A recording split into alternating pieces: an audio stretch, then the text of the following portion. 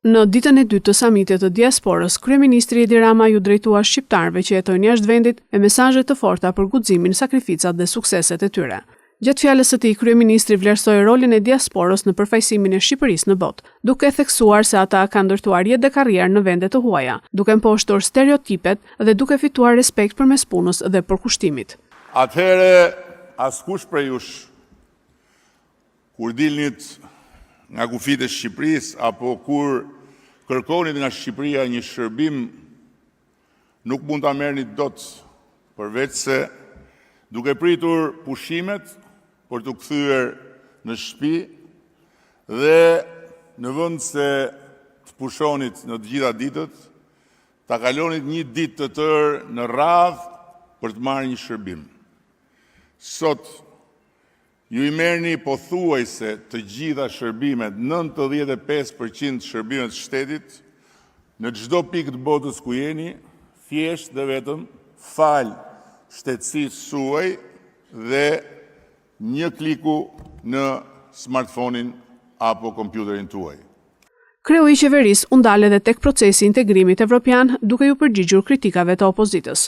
Ai deklaroi se në të kaluarën Shqipërisë mbylleshin dyert e negociatave, ndërsa sot vendi ka arritur të hapë të gjithë kapitujt e anëtarësimit në Bashkimin Evropian në një kohë rekord. Atëherë Shqipërisë i mbyllej rregullisht dera e negociatave për anëtarësim në Bashkimin Evropian. Sot ne i kemi çelur të gjithë kapitujt e negociatave të anëtarësimit me Bashkimin Evropian dhe kemi bërë këtë në një kohë rekord për vetëm 11 muaj.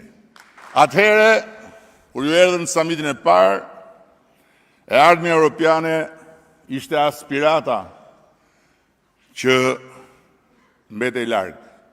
Sot e ardhmja europiane është një tryezë, ku jemi të ulur çdo ditë, bashkërisht, ballë për ballë, ne dhe Komisioni Evropian, me ambicien e përbashkët për të mbyllur negociatat deri në fund të vitit 2027.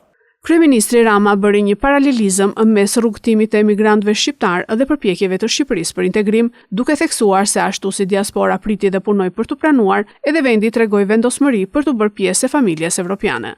Në mbyllje të fjalës së tij, ai theksoi se ardhmja e Shqipërisë nuk ndërtohet vetëm brenda kufive të saj, por edhe nga kontributi i shqiptarëve kudo në botë.